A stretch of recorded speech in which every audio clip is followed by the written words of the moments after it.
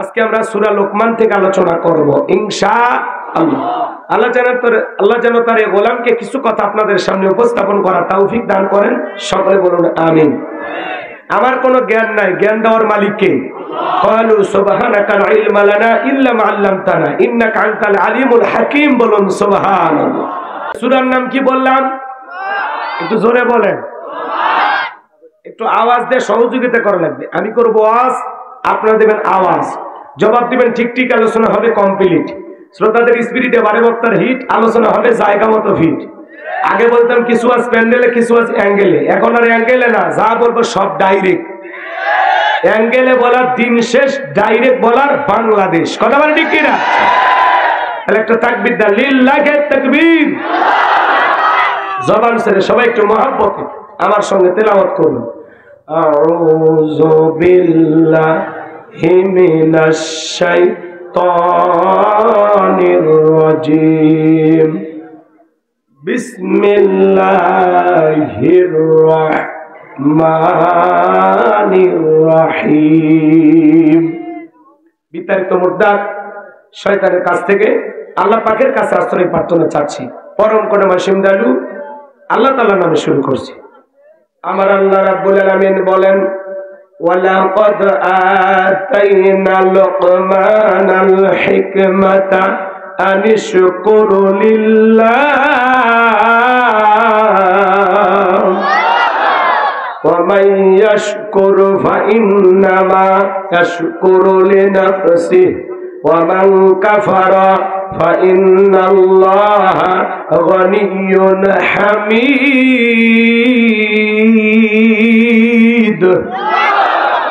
আমার আল্লাহ রাব্বুল আলামিন বলেন, আমি লোকমানে হাকিমকে হিকমত দিয়েছিলাম, জ্ঞান দিয়েছিলাম এবং বলেছিলাম, লোকমান তুমি আমার শুকরিয়া আদায় করো। লোকমানে হাকিম আমার শুকরিয়া আদায় করেছিল।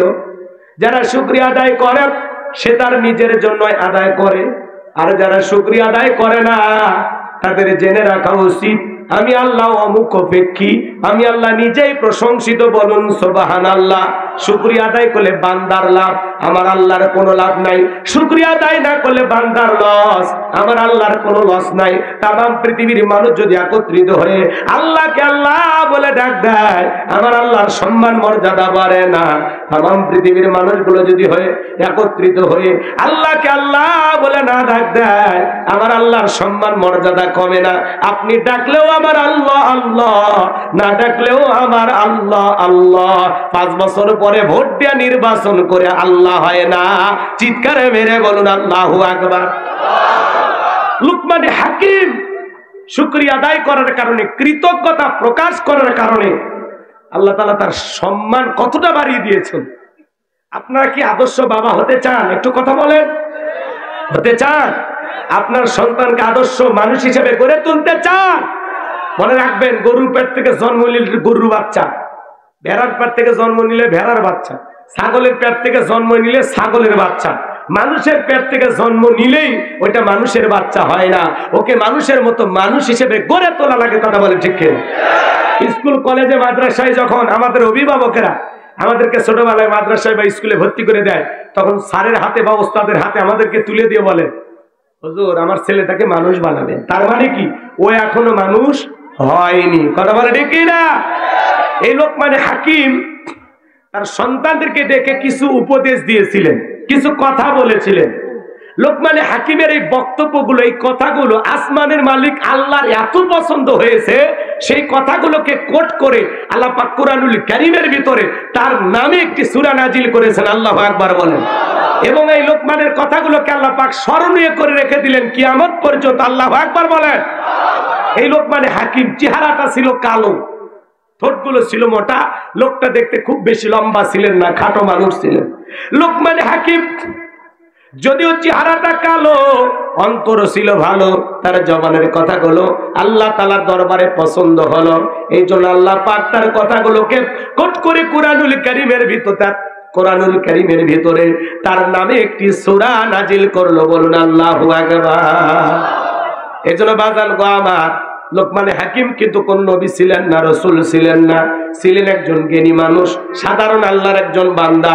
কিন্তু এই সাধারণ বান্দার অসাধারণ কথা, অসাধারণ আচরণগুলো আল্লাহ তাআলার কাছে এত ভালো লেগেছে, স্মরণীয় করে রেখে দিয়েছেন আল্লাহ পাক লোকমানে হাকিমকে। কোরআনুল কারীমের ভিতরে তার নামে একটি সূরা দিয়ে চিৎকার মেরে বলুন আল্লাহু আকবার। এই লোকমানে হাকিম ছিলেন একজন রাখাল, কৃতদাস। মানুষের বাড়িতে ছাগল চরণের কাজ করতেন। ছাগল চরণের এক রাখালকে আল্লাহ পাক কিভাবে সম্মান দিলেন, শুধুমাত্র আল্লাহ তাআলার শুকরিয়া আদায় করার কারণে। কথা বলেন ঠিক কিনা? এজন্য আল্লাহ রাব্বুল আলামিন বলেন, ওয়ালাকাদ আতাইনা লুকমানাল হিকমাতা আনিশকুরু লিল্লাহ। আমার আল্লাহ রাব্বুল আলামিন ডেকে বলেন, আমি তো লোকমান হাকিমকে হিকমত দিয়েছিলাম, জ্ঞান দিয়েছিলাম এবং বলেছিলাম লোকমান তুমি আমার শুকরিয়া আদায় করো। লোকমান হাকিম আল্লাহ তাআলার কৃতজ্ঞতা আদায় করেছিলেন। আল্লাহ রাব্বুল আলামিন বলেন, ওয়া মান ইয়াশকুরু ফাইন্নামা ইয়াশকুরু লিনাফসিহি ওয়া মান কাফারা ফাইন্নাল্লাহা গানিয়্যুন হামিদ। আল্লাহ তাআলা বলেন, আমি লোকমানে হাকিমকে হিকমত দিয়েছিলাম, জ্ঞান দিয়েছিলাম এবং বলেছিলাম লোকমান তুমি আমার শুকরিয়া আদায় করো। লোকমানে হাকিম আল্লাহ তাআলার কৃতজ্ঞতা আদায় করলেন, শুকরিয়া আদায় করলেন। এই জন্য আল্লাহ তাআলা লোকমানে হাকিমের সম্মান মর্যাদা বাড়িয়ে দিলেন। আল্লাহ তাআলা ঘোষণা করলেন, যারা শুকরিয়া আদায় করে এতে তাদের নিজেদের লাভ, আমি আল্লাহর কোনো লাভ নাই। শুকরিয়া আদায় না করলে তাদের নিজেদের লস, আমি আল্লাহর কোনো লস নাই। কারণ আমি আল্লাহ হলাম অমুখাপেক্ষী, আল্লাহু গনিয়্যুন হামিদ। আমি আল্লাহ নিজেই প্রশংসিত, তোমাদের প্রশংসার জন্য আমার দিন ঠেকে থাকে না। আমি আল্লাহ নিজেই প্রশংসিত, সুবহানাল্লাহ বলে। লোকমানে হাকিম আল্লাহ তাআলার কৃতজ্ঞতা আদায় করার কারণে, শুকরিয়া আদায় করার কারণে আল্লাহ তাআলা তার সম্মান মর্যাদা বাড়িয়ে দিয়েছেন। আমরা যদি আল্লাহ তাআলার কৃতজ্ঞতা আদায় করি, আল্লাহ তাআলার প্রশংসা আদায় করি, আমাদের সম্মান মর্যাদা বাড়িয়ে দেবেন কে? শুকরিয়া আদায় করলে কার লাভ? আবার কয় আল্লাহর লাভ। শুকরিয়া আদায় করলে কার লাভ? আমাদের লাভ। শুকরিয়া আদায় না করলে কার লস? আমাদের লস। আল্লাহর কোনো লস লাভ নাই, লাভ ক্ষতি যা হওয়ার আমাদের। কথা ক্লিয়ার না ভেজাল আছে? ভালো করে শুনে যান আমার ভাইয়েরা। আল্লাহ রাব্বুল আলামিন বলেন, লাইন শাকারতুম লাযিদান্নাকুম ওয়া লাইন কাফারতুম ইন্না আযাবি লাশাদীদ। আবার আল্লাহ রাব্বুল আলামিন ডেকে বলেন, নিয়ামত পাওয়ার পরে যারা শুকরিয়া আদায় করে আমি আল্লাহ পাক তাদের নিয়ামত সমূহগুলোকে বাড়ায় দেয়। বলুন সুবহানাল্লাহ।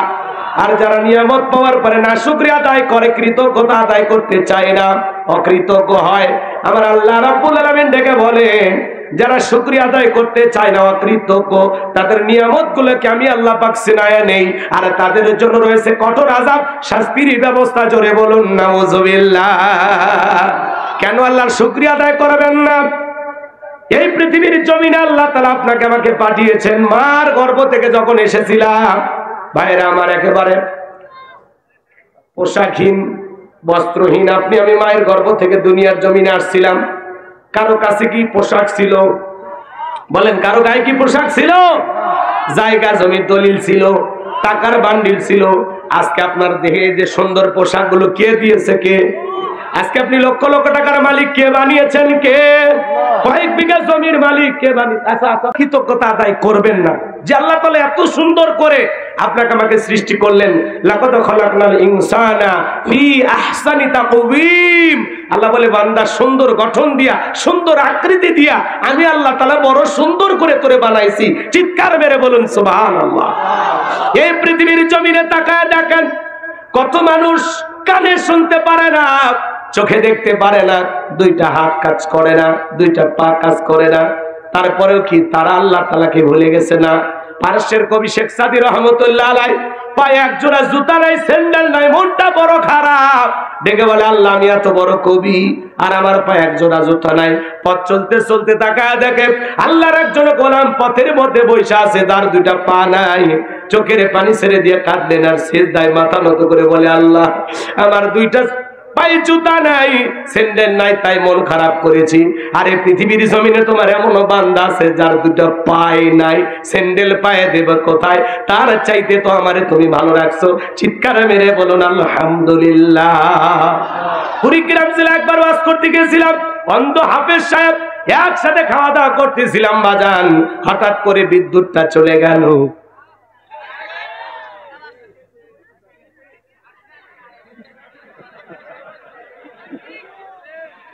ওয়াজের সাথে মিলে যাচ্ছে, তাই হঠাৎ করে বিদ্যুৎটা চলে গেল। আমি কমিটির ভাইদেরকে বললাম, ভাই তাড়াতাড়ি আলোর ব্যবস্থা করে দেন। এইবার আমার ভাইয়েরা, অন্ধ হাফেজ সাহেব 52 বছর বয়স, আমার হাতটা ধরে বলে, হুজুর 52 বছর হয়ে গেছে, আমার চোখে কিন্তু কোনো আলো নেই, জন্ম থেকে আমি অন্ধ হুজুর। যে মা আমাকে জন্ম দিয়েছে, মাটা দেখতে কেমন আমি জানি না, আমার বাবা দেখতে কেমন আমি জানি না। ও হুজুর, আমি বিয়ে করেছি, বউটা দেখতে ভরসা না কালা আমি জানি না। আল্লাহ তাআলা অনেকগুলো সন্তান দিয়েছে, ছেলেগুলোর চেহারা কেমন আমি জানি না, মেয়েগুলোর চেহারা কেমন আমি জানি না। ও হুজুর, আসমানটা দেখতে কেমন আমি জানি না, জমিনটা দেখতে কেমন আমি জানি না। আল্লাহ আমারে ফর্সা করে বানাইছে নাকি কালা করে বানাইছে আমি জানি না গো হুজুর। এই পৃথিবীর জমিনে আল্লাহ তাআলা আমার চোখের আলো দেয় না, আমি মন খারাপ করি নাই। কঠিন কিয়ামতের ময়দানে যেদিন আল্লাহ তাআলা আমার চোখের আলো ফিরাইয়া দেবে, ওই দিন যেন সর্বপ্রথম আমি আমার মালিক আল্লাহকে 2 চোখ ভরে দেখতে পাই। একটা অন্ধ ব্যক্তির সান্ত্বনাটা কোথায়, কি ধৈর্য ধারণ করেছেন যে হুজুর কিয়ামতের ময়দানে আল্লাহ যেদিন চোখের আলো ফিরাইয়া দিবে, ওই দিন যেন সর্বপ্রথম আমি আমার 2 চোখ দিয়া আমার মালিক আমার আল্লাহকে দেখতে পাই। সুবহানাল্লাহ, কি সান্ত্বনা, কি ধৈর্য। কেন আল্লাহর শুকরিয়া আদায় করবেন না? আপনার ছোট্ট একটা ঘর আছে, আলহামদুলিল্লাহ। কত মানুষ তো ঘরবিহীন রেল স্টেশনে ঘুমাচ্ছে, তার সাথে আপনি ভালো নাই? এই শীতে কত মানুষ কম্বল নাই কাতরাচ্ছে, তার সাথে আপনি ভালো নাই? আপনি রিক্সা চালান, ভ্যান চালান, আলহামদুলিল্লাহ আলহামদুলিল্লাহ। আল্লাহ যে হালতে রেখেছেন, যে অবস্থায় রেখেছেন, জীবনে যতটুকু দিয়েছেন ততটুকু পেয়ে প্রশংসা আদায় করতে হবে, ততটুকু পেয়ে সবর করতে হবে, ততটুকু পেয়ে ধৈর্য ধারণ করতে হবে। আপনার একটা সাদুল্লাপুরে দোকান আছে, আলহামদুলিল্লাহ। কত মানুষ ওই বাজারে একটা দোকান দেওয়ার জন্য স্বপ্ন দেখে। আপনি মালয়েশিয়া প্রবাসী, সৌদি আরব প্রবাসী, আলহামদুলিল্লাহ। কথা বলেন না কেন? এই মুহূর্তে কত মানুষ হাসপাতালের বেডে শুয়ে কাতরাইতেছে, কি বলেন?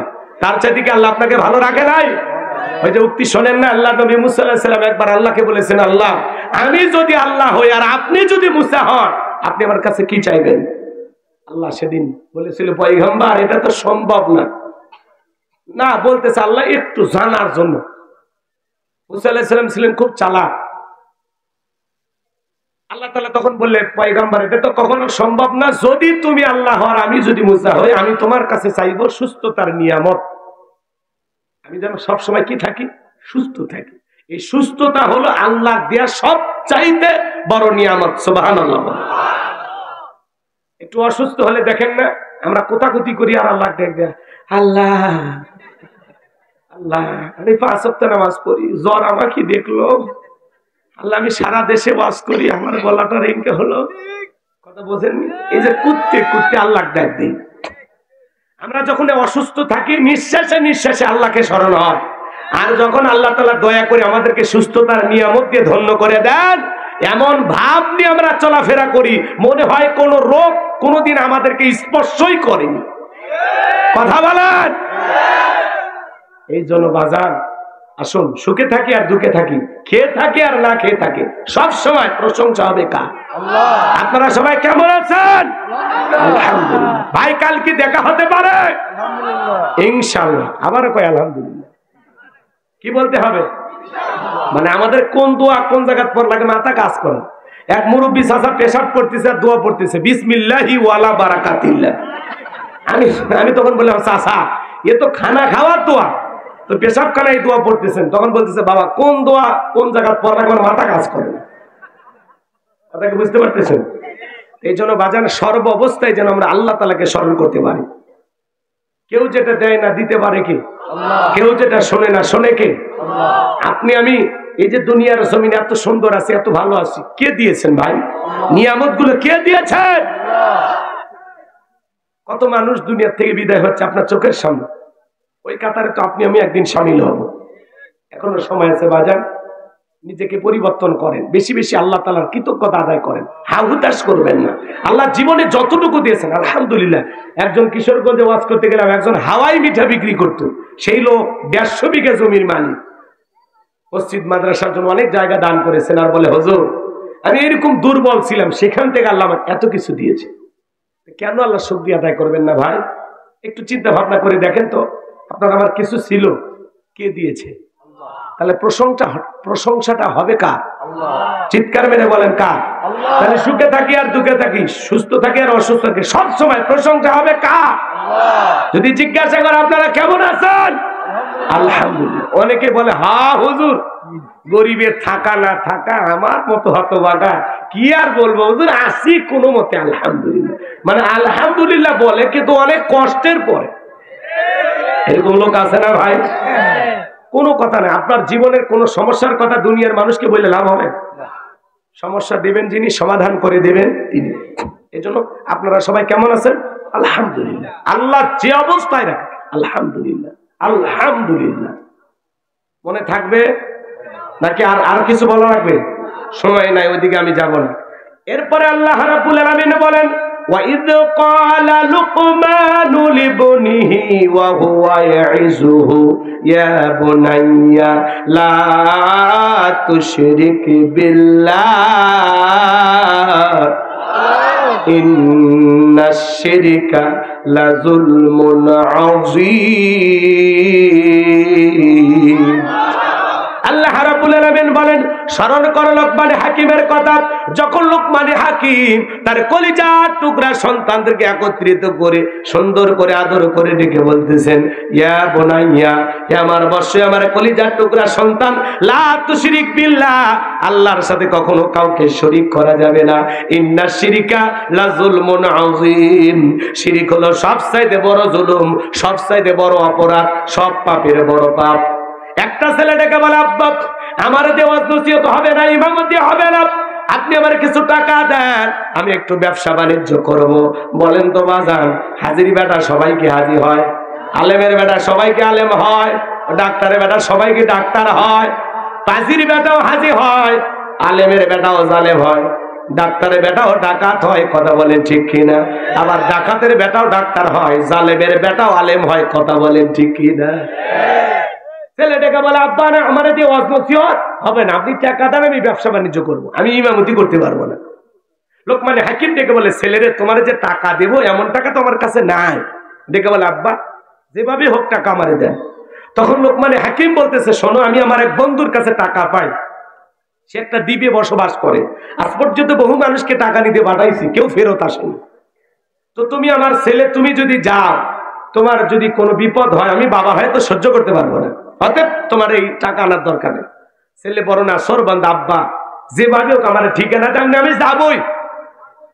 ছেলে যখন ছাড়ে না, বাবু যেতে দিতে চায় না, পরিশেষে লোকমান হাকিম রাজি হয়ে বলল বাবা শোনো, বাড়ি থেকে যখন বের হয়ে যাইবা 2 রাকাত সালাতুল হাজতের নামাজ আদায় করবা, আর মনে রাখবা বিপদের আগে আর পরে 2 রাকাত করে সালাতুল হাজতের নামাজ আদায় করবা। চিৎকার মেরে বলুন আল্লাহু আকবার।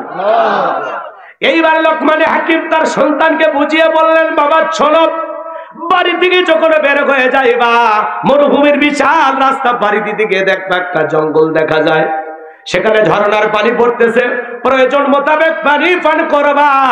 সামনে যায় পিছন দিকে তাকায় দেখবা আর জঙ্গলটা দেখা যায় না। সফরের পুরো ঘটনা বাবা সুন্দর করে অনেক কিছু অগ্রিম জানায় দিলেন। এবার ছেলেটা রওনা করলো, বাবা যা যা বলেছেন তাই হয়ে গেল। লোকমান হাকিমের সন্তান পথ চলতে চলতে তাকায় দেখেন বিশাল একটা বটবৃক্ষ, ছায়ার ওই গাছের নিচে একটা মুরব্বী বসে আছেন। মনে চাই ক্লান্ত শরীরে একটু আশ্রয় নেই, কিন্তু বাবা বলেছে গাছের ছায়া আশ্রয় নিলে তোমার বিপদ হতে পারে। মুরব্বী দেখে বলে বাবা এইদিকে আসো, বলে না। বাবা বলেছে আশ্রয় নিলে বিপদ হবে। বলে তোমার বাবা কি বলে নাই চলতি পথে যদি একটা মুরব্বীর সাথে দেখা হয়ে যায়, মুরব্বী যা বলবে তুমি তাই শুনবা? বলে হ্যাঁ বলেছে। ভয় পাওয়ার কোনো কারণ নাই। ও লোকমানে হাকিমের ছেলে, তুমি আমার কাছে আসো। গাছের ছায়ায় যখন আশ্রয় নিলেন, ক্লান্ত শরীর, মুহূর্তের মধ্যে দু চোখে ঘুম চলে আসলো। গাছের গোড়ায় থাকা বিষাক্ত সাপ বের হলো। লোকমানে হাকিমের সন্তানটাকে সবল মারলেন। মুরব্বী তাকায় দেখে সত্যি তো ছেলেটার বড় বিপদ হয়ে গেল। এইবার সাপটাকে ধরলেন, লোকমানে হাকিমের সন্তানটাকে বিষ মুক্ত করলেন। ধারালো একটা অস্ত্র দিয়া সাপটাকে দুইটা টুকরো করে পিছনের অংশ ফেলা দিলেন, আর মাথার অংশটা লোকমানে হাকিমের সন্তানের ব্যাগের ভিতরে রেখে দিলেন। ঘুম থেকে যখন জাগ্রত হয়েছেন, ডেকে বলে বাবা সত্যি তোমার বিপদ হয়েছিল, বিষাক্ত সাপ তোমাকে সবল মেরেছিল, আমি তোমাকে বিষ মুক্ত করে দিয়েছি। এইবার ছেলেটা শুকরিয়া আদায় করলেন, 2 রাকাত সালাতুল হাজতের নামাজ আদায় করলেন। আর ডেকে বলে মুরব্বী, ওই জনবসতিত এলাকায় গিয়ে বাবার পরিচয় দিলে ওরা আমাকে সেই দ্বীপের রাস্তাটা দেখিয়ে দিবে। মুরব্বী ডেকে বলে বাবা আমি যদি তোমার সঙ্গী হয় তোমার কি কোনো আপত্তি আছে? বলে না, চলেন যাই। এইবার দুইজন মিলে চলে গেলেন ওই জনবসতিত এলাকায়। যখন যায় লোকমানে হাকিমের পরিচয় দিয়েছে, সবাই আদর করতে লাগলেন, ভালোবাসা দেখাইতে লাগলেন। আপনাদের এলাকায় বাংলাদেশের সবচেয়ে বড় বক্তা, সবচেয়ে বড় আলেমের ছেলে সে যদি পরিচয় দেয় আমি আল্লামা সাইদি হুজুরের সন্তান, আপনারা কি একটু ভালোবাসা দেবেন কিনা? আদর যত্ন করবেন কিনা? ডক্টর মিজানুর রহমান আজহারী ভাই, তার ছেলে যদি আপনাদের এলাকা আসে একটু ভালোবাসা দিবেন কিনা? আল্লাহ মামুনুল হক, তার সন্তান যদি আপনাদের এলাকা আসে ভালোবাসা দিবেন কিনা? কার কারণে? বাবার কারণে। কথা বলেন না কেন ভাই? বড় বড় আলেমদেরকে আপনারা মহাব্বত করেন, ভালোবাসেন। তার সন্তান যদি এলাকা আসে তাকেও আপনারা মহাব্বত করবেন, শুধুমাত্র ওই বাবার প্রতি ভালোবাসা থাকার কারণে। লোকমানে হাকিমের সন্তানকে সবাই খাওয়াইতে লাগলো, বাড়িতে জায়গা দিতে লাগলো, খুব আদর আপ্যায়ন করতে লাগলো। এমনকি ওই এলাকার একটা সুন্দরী মহিলা ছিল, বাবা আগেই বলেছে খবরদার ওই এলাকায় গেলে একটা মেয়ে সুন্দরী আছে, তারে কিন্তু বিয়ে করা যাবে না, করলেই বিপদ হবে। বাবা আগেই বলে দিয়েছে। এইবার সবাই বলতেছে বাবা বিয়ে করার না করো, পাত্রী দেখো। কথা কয় না কে? কি দেখো? পাত্রী দেখো। এইবার সবাই যখন অনুরোধ করছে লোকমানে হাকিমের সন্তান, তখন পাত্রী দেখার জন্য চলে গেল। এইবার ভাইয়েরা আমার, মেয়েটাকে যখন সামনে নিয়ে আসছে, মেয়েটা এত সুন্দরী, সেই সময়ের বিশ্ব সুন্দরী বললেও ভুল হবে না। চোখ দুটো হরিণীর মতো কালো, কি সুন্দর আঁখি, কি সুন্দর এই ভুরু, এই যে দুইটা গাল কমলার মতো, ঠোঁট দুইটা গোলাপের পাপড়ির মতো, মানে কোন জায়গায় তুলুটি নাই, এত সুন্দর, পরে না চোখের পলক। কি ওই মেয়ের রূপের ঝলক! লোকমানে হাকিমের সন্তান দেখে কি খাইছে? কি খাইছে? ক্রাশ খাইছে না? মেয়েটাকে দেখে পছন্দ হয়ে গেল, মনে মনে ভাবতেছে বিয়ে যদি করি এই মেয়েকে করব, বউ থাকলে তো এরকম সুন্দরী বউ দরকার। মারহাবা করতেছে। এইবার শোনেন, লোকজন বলতেছে বাবা তুমি যেহেতু লোকমানে হাকিমের ছেলে, তোমার বাবাকে আমরা অনেক ভালোবাসি, তো মেয়ের একটা গোপন সমস্যা আছে। কথা কয় না কে? এলাকায় যখন আপনারা পাত্রী দেখতে যান, আশেপাশে খবর নেন না যে মেয়ের কি সমস্যা, তখন ওই পাশের বাড়ির লোক বলে এই মেয়ের কথা বলতেছেন, 7 দিন আগেই কক্সবাজার একটা ছেলের হাত ধরে ঘুরে নফল নামাজ পড়ে বাড়িতে আসছে। কথা কন না কে? এলাকায় সব গোপন তথ্য। আমার এলাকার এক ছেলে বিয়ে করবি, ওর 1 শতক জমি নেই, ঘটক দেখে দিচ্ছে, এই যে এই চোখ দিয়ে তাকাচ্ছেন যতদূর পর্যন্ত, এ পুরো জমি ওই ছেলে। মানে ঘটকেরা তো মিথ্যা কথা কয়, নান্টু ঘটক থাকে না। আচ্ছা যাই হোক, ওইদিকে আমরা যাব না। আমি যেটুকু কথা আপনাদের সামনে বলতে চাই শোনেন, কথা পেছাইলে অনেকক্ষণ লাগবে, কষ্ট হয় আপনাদের। এইবার লোকমানে হাকিমের সন্তান সবাই দিকে বলতেছে বাবা শুনে নাও, জেনে নাও, আমি যে কথা তোমাদেরকে বলতে চাই। ও লোকমানে হাকিমের ছেলে, এই মেয়েটার একটা গোপন সমস্যা আছে বাবা। এর আগে 1 বার নয় 2 বার নয় 10 বার মেয়েটার বিয়ে হয়েছিল, প্রত্যেকটা স্বামী বাসর ঘরে মারা গেছে, একটা স্বামীও জীবিত বের হয় নাই। তোমার সিরিয়াল 11 নম্বর। এইবার তুমি বলো রাজি আছো কিনা? কথা বোঝেন না? মেয়েটার গোপন সমস্যাটা কি জানার দরকার আছে না? না, লোকমানে হাকিমের ছেলে বিয়ে করতে চায়, বিয়েটার ঘটনা কি আমি বলবো? কারা কারা শুনবেন? তুই হাত তুলে দেখা, লিল্লাহে তাকবীর। হাত নামান আমার ভাইয়েরা। লোকমানে হাকিম তার কলিজার টুকরা সন্তানদেরকে বলতেছেন, ইয়া বুনাইয়া, হে আমার বর্ষ, আমার কলিজার টুকরা সন্তান, হে আমার হৃদয়ের স্পন্দন। সন্তানদেরকে আদর করে ডাকবেন, আদর করে ডাকবেন। কোরআন আপনাকে শিখাচ্ছে সন্তানদেরকে কিভাবে ডাকতে হয়। আল্লাহু আকবার। এবার লোকমানে হাকিম তার সন্তানদেরকে বলতেছে, বাবা, তুমি যদি সরিষার দানার পরিমাণও কোনো কিছু করো, ইয়া বুনাইয়া ইন্নাহা ইন তাকু মিসকালা হাববাতিন মিন খারদালিন ফাতাকুন ফি সাখরাতিন আও ফিস সামাওয়াতি আও ফিল আরদি ইয়াতি বিহাল্লাহ ইন্নাল্লাহা লাতীফুন খাবীর। বলতেছি আমার বর্ষ, তুমি যদি সরিষার দানার পরিমাণও কোনো কিছু করো, সেটা যদি শিলা গর্ভে থাকে, আকাশে থাকে, কিংবা মাটির নিচে থাকে, এইটাও আল্লাহ তাআলা তোমার আমলনামায় হাজির করবে। আল্লাহ আকবার বলেন। আল্লাহ সূক্ষ্মদর্শী, সব বিষয়ের খবর কার কাছে? এটা জোরে বলেন না, কার কাছে? শোনেন এ যুবক, তুমি কি মনে করো জঙ্গল প্রেম করার জন্য মঙ্গল? জঙ্গলে কেউ না দেখলে একজন দেখেন, তিনি কে? ছোট ছোট অপরাধ। আপনার বাচ্চা স্কুলে পড়তে গিয়ে কারো কলম নিয়ে আসছে, কারো খাতা নিয়ে আসছে, ছোট ছোট ভুলগুলো সংশোধন করে দেন। বাবা, এভাবে না বলে কারো কিছু আনতে নাই। ছেলে কারো গাছের আম চুরি করেছে, এই যে ছোট ছোট তুলুটিগুলো, অপরাধগুলো সংশোধন করে দেন, যে আমি কোন আমসরের বাবা হতে চাই না। বাবার উল্টা বলে, হ্যাঁ, কারো গাছের পাতা ছেঁড়ার সাহস নাই, আর এতগুলো আম নিয়ে আসলি, কথা কয় না। কারো পুকুরের মাছ চুরি করে নিয়ে আসছে, বাবা খুশি হয়ে যায়। হ্যাঁ, এক নেতা গরু চুরি করে কর্মীদেরকে ডাকে বলতেছে খাও। এবার গরু চোরায় মামলা করছে, কথা কন না কেন? গরু চুরি করে যারা জনগণ খাওয়া, এরা তো পুরো দেশ চুরি করে বিক্রি করে দিবি। কথা বল, তুমি কিসের নেতা? তোমার নেতা হওয়ার যোগ্যতা আছে? মানুষের গরু, ওটা তো আর মানুষের গরু তো আর বাড়ি পৌঁছে দেওয়া লাগে, চুরি করবে কাছে। চেয়ারম্যান ভাই কি করতেছেন? নেতা জনগণের গরু ছাগল এলে হেফাজত করবি, রক্ষা করবি, যাতে চোর এসে চুরি না করে। এখন নেতাই যদি চুরি করে জবাই করে দিয়া খিচুড়ি পাকায়া ভোজ করে জনগণকে খাওয়া, এমন নেতার দরকার নেই। এরপরে লোকমানে হাকিম বলেন, ইয়া বুনাইয়া আকিমিস সালাহ, হে আমার বর্ষ, হে আমার কলিজার টুকরা সন্তান, সালাত কায়েম করো, সালাত কায়েম করো। বাবা হিসাবে সন্তানদেরকে নামাজি বানানোর দরকার আছে না নাই? ওটা বাসা করে দে ভাই, কি বাদ যাবা? ঠিক আছে, আমি আর ওয়াজ করবো না। যদি পারেন, আমার গাড়িতে আমার লেখা একটা বই আছে, শেষ বিদায়। মরণের পর একজন মানুষকে কিভাবে বিদায় করতে হবে নবীজির তরিকায়। মৃত ব্যক্তিকে চুমা খাওয়া জায়েজ না হারাম? স্বামী স্ত্রী মারা গেলে একে অপরকে গোসল করাইতে পারবে কিনা? মৃত স্বামী স্ত্রীকে চুমা খাওয়া যাবে কিনা? আত্মহত্যা করে মারা গেলে তার জানাজায় যাওয়া যাবে কিনা? নদী ভাঙন এলাকায় মানুষ মারা গেলে চতুর্দিকে পানি পানি, কিভাবে জানাজার নামাজ পড়াবেন? ছোট বাচ্চা মারা গেলে কি অবস্থায় জানাজা পড়াবেন? জান্নাত জাহান্নাম আখিরাত সহ, হ্যাঁ, আখিরাত সম্পর্কে এবং কবরের সরজব সহ অনেক গুরুত্বপূর্ণ প্রত্যেকটা কথার দলিল আছে। যদি পারেন ৭৬ পৃষ্ঠার বইটা, অনেক দোয়া আছে, 2টা গজল আছে, আমার মাদ্রাসার ঠিকানা আছে, মোবাইল নাম্বার আছে, সব বইটার ভিতরে পাবেন। অনেক যত্ন নিয়ে বইটা লেখা, যদি পারেন স্মৃতি হিসেবে নিয়ে যাবেন ইনশাআল্লাহ। 50 টাকা হাদিয়া। বইটার নাম কি বললাম? শেষ বিদায়।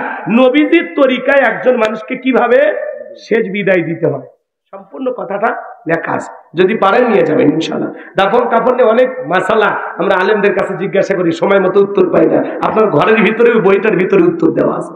আল্লাহ একবার বলেন। যুবক, এগুলো তো কিনবা না। তোমরা কেন উপন্যাস, প্রেম কেন কাঁদায়, যৌবনের মৌবনে অভিশাপ্ত রাত, মিলন হবে কতদিনে, তোর মরণের পরে। এগুলো আজে বাজে উপন্যাস কিনলে চরিত্র ধ্বংস হয়ে যাবে, কথা বলে ঠিক না?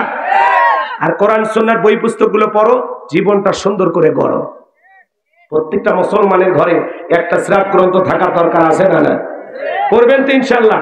তো যারা চলে যাচ্ছেন আমার ড্রাইভারের কাছে রাস্তায় গাড়ি রাখা আছে, স্মৃতি হিসেবে 50 টাকা দিয়ে বইটা নিয়ে যেতে পারেন। এইবার শোনেন, লোকমানে হাকিম বলতেছে, ইয়া বুনাইয়া আকিমিস সালাহ, হে আমার বর্ষ, হে আমার কলিজার টুকরা সন্তান, সালাত কায়েম করো, সালাত কায়েম করো। পৃথিবীর সফল বাবা তারা, যে বাবা ছেলের হাত ধরে মসজিদে নিয়ে যায়, ছেলের হাত ধরে স্কুল কলেজ মাদ্রাসায় যদি নিয়ে যেতে পারেন, ছেলের হাত ধরে কি আল্লাহর ঘরে নিয়ে যাওয়া যাবে না?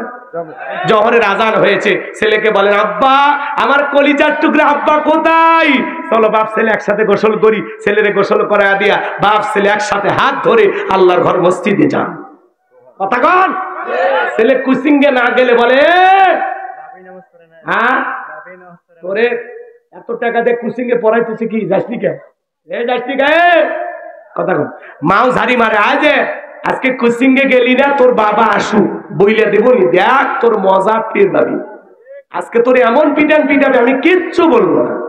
কুচিঙ্গে না গেলে, স্কুলে না গেলে পিতা মাতা বকাঝকা করে, রাগারাগি দেখায়, কিন্তু জোহর আসর মাগরিবের আজান হয়, এশার আজান হয়, ফজরের আজান হয়, মা বাবা একবারও বলে না এই জোহরের নামাজ না পড়লে দুপুরে ভাত খাইতে দেব না।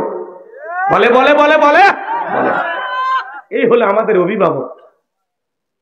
বাবা নিজে নামাজ পড়ে না, আমার ওয়াজ শুনে যদি কালকে বলেন, গোলাম রব্বানি আসছিল ওয়াজ করতে, নামাজ পড়বেন কাছে যা, মসজিদে যা, তখন ছেলে উল্টে কি বলবে? হ্যাঁ তুমি নামাজ পড়ো না, আমার পড়তেছ। এই জন্য নিজের ভিতরে আগে আমল থাকা লাগবে। আপনি নিজে আগে নামাজি হবেন, এরপরে ছেলের হাত ধরে মসজিদে ঢুকবেন। আগে নিজে ভালো হন।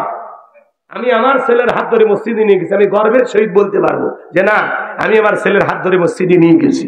কথা কন। কয়জন বাবা আছেন বলেন তো, হাত তোলেন। কার কোন কোন বাবা ছেলের হাত ধরে মসজিদে নিয়ে গেছেন?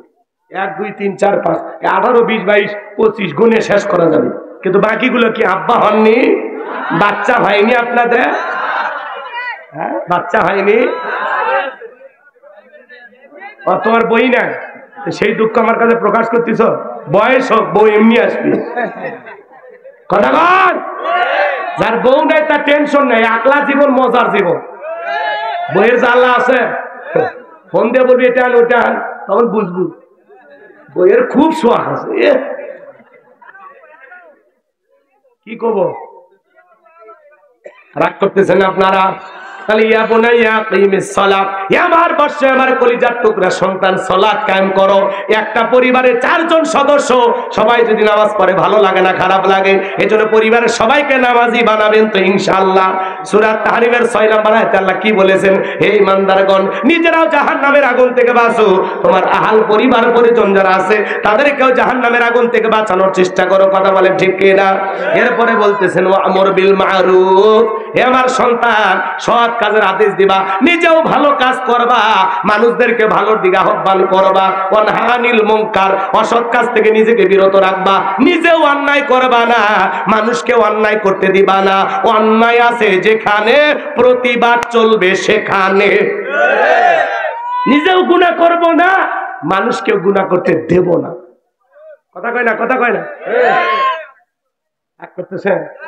বিয়ের বাড়িতে গান বাজনা হয়, মসজিদ কমিটি সিদ্ধান্ত নেবেন যেই বিয়ের বাড়িতে গান বাজনা হয় ওই বিয়ের বাড়িতে আপনারা যাবেন না, ওই বিয়ে বয়কট। কথা কয় না? রাগ করছেন? এ যুবক, এই যে বিয়ের বাড়িতে ডিক ডিক আওয়াজ দিয়ে বক্সের গান বাজাইতেছো, তোমরা লাফালাফি করতেছো। আজকে দুনিয়াতে ডিক ডিক আওয়াজ দেয়া, গান বাজনার আওয়াজ দিয়া এই দুনিয়ার মাটি কাঁপাইতেছো না, একদিন কবরে যাইবা, এই কবর তোরে নিয়ে কাঁপাবে। সেই দিন টের পাবি যে কেন গান বাজাইছিলাম। মুসলমানের বিয়েতে গীত হয়, গান হয়, কি লাফালাফি। এমন ছেলে আছে প্রতিবন্ধী, গ্রামের চাচি ভাবিরা ওরে গোসল করে দেয় বিয়ের দিনে। তো একলা গোসল করতে পারে না, প্রতিবন্ধী। তোর একলা গোসল করার শক্তি নেই, তো বিয়ে করবে কসে কে?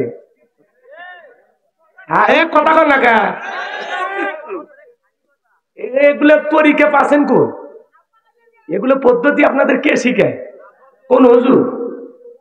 হ্যাঁ, ছেলেরে গোসল করায় দিচ্ছে আর ভাবিরা গীত করছে, গান করছে। এরপরে ছেলে লুঙ্গি দেয় না, ওই যে গোসল করে দিল আর ময়লা 1.5 মণ পরিষ্কার করে দিছে, আর একটা বিল আসছে না, ওই লুঙ্গি পরে আগে টাকা দে। আমি চিন্তা করি যে শীত পড়ছে, গোসলের পরে যদি 2-3 ঘন্টা লুঙ্গি দিতে দেরি হয়, ওর বিয়ে করে বাসর ঘরে যাওয়া লাগবে না, হাসপাতালে ভর্তি হওয়া লাগবে,